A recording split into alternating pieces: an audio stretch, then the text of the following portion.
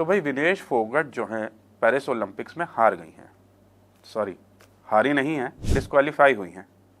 और फिलहाल में ये न्यूज़ काफ़ी गर्म है, तो हमने सोचा क्यों ना आज किस्सों की किताब पे बात करें एक ऐसे पहलवान की जो अपने जीवन में कोई मुकाबला नहीं हारा। आज किस्सों की किताब पे हम बात करेंगे गामा पहलवान की।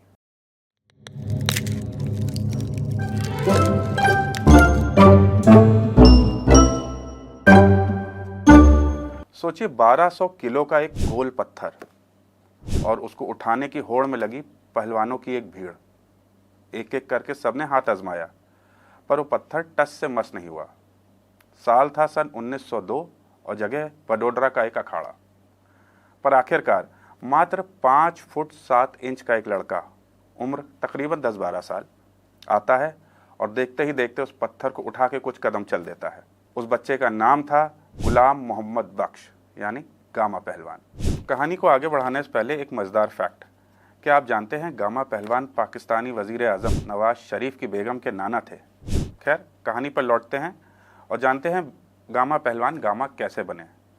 इसकी शुरुआत होती है उनके पिता के इंतकाल से, और उस समय गामा मात्र 6 साल के थे।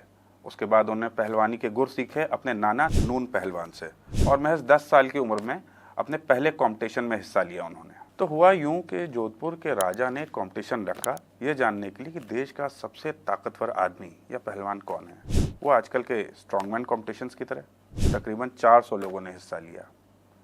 सब गामा से लंबे चौड़े, पर गामा तो गामा ठहरे।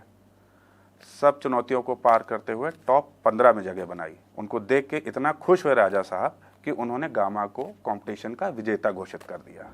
इसके बाद गामा का पूरे देश में नाम हो गया। वो कुछ 17-18 साल के रहे होंगे जब उन्होंने रुस्तम हिंद रहीम बख्श सुल्तानी वाला को चुनौती दे दी। माना जा रहा था कि तकरीबन 7 फीट लंबे सुल्तानी वाला आसानी से गामा को हरा देंगे, पर ऐसा हुआ नहीं। मुकाबला करीबन 1.5 घंटे चला, पर उसके बाद भी कोई विजेता नहीं निकला। अंत में मैच ड्रॉ रहा, पर इसके बाद गामा रुस्तम हिंद के दावेदार के रूप में देखे जाने लगे। सन 1911 में गामा और सुल्तानी वाला एक बार फिर भिड़े। ये इनका तीसरा और आखिरी मुकाबला था। इलाहाबाद के सिविल लाइंस में अखाड़ा जमाया गया और शुरुआत के चंद मिनटों में ही गामा ने सुल्तानी वाला को एक जोरदार पटकनी दी।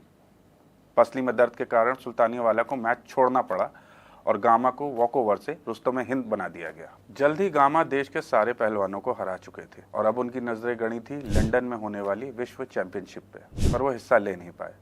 वही वजन का चक्कर।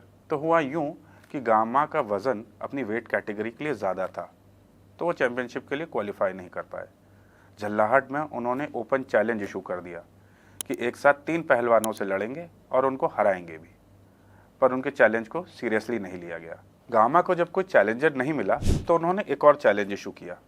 कहा लंदन का जो पहलवान उनको हराएगा उसे वो 5 पाउंड का इनाम देंगे, पर फिर भी कोई नहीं आया। पर गामा चैलेंज इशू करते रहे और आखिरकार अमेरिका के बेंजामिन रोलर ने उनका चैलेंज एक्सेप्ट किया। फाइट तकरीबन 9 मिनट चली, पर उसके बाद गामा ही विजयी हुए। उसके अगले दिन उन्होंने 12 पहलवानों को हराया। अब गामा को टूर्नामेंट में ऑफिशियली एंट्री मिल चुकी थी। जल्दी उनका सामना हुआ उस वक्त के वर्ल्ड चैंपियन स्टैनिस्लॉस से। वे गामा से वजन में काफ़ी ज़्यादा थे, पर उसके बावजूद गामा ने उन्हें इतनी ज़ोरदार पटकनी दी कि वो मैच को कंटिन्यू नहीं कर पाए। एक हफ्ते बाद रीमैच रखा गया ताकि वर्ल्ड चैंपियनशिप का फैसला हो सके, पर स्टैनिस्लॉस उसमें नहीं आए। नतीजतन गामा को वर्ल्ड चैंपियन घोषित कर दिया गया और इस तरह वे बने रुस्तम ज़माना। अपने 50 साल लंबे करियर में गामा कभी कोई मैच नहीं हारे, हर दिग्गज को हराया, एक नहीं कई बार। इस कदर शोहरत कमाई कि एक टाइम पे उन्होंने ब्रूस ली तक को ट्रेनिंग दी, पर फिर वे पार्टीशन में पाकिस्तान चले गए। माना जाता है कि उनके आखिरी के दिन काफ़ी किल्लत और मुश्किलों भरे थे। तो ये थी कहानी रुस्तम हिंद रुस्तम ज़माना गामा पहलवान की। कैसी लगी हमें कमेंट सेक्शन में लिख के ज़रूर बताइएगा, और साथ ही चैनल को लाइक शेयर और सब्सक्राइब करना ना भूलें। मिलते हैं जल्दी अगले एपिसोड में। नमस्कार।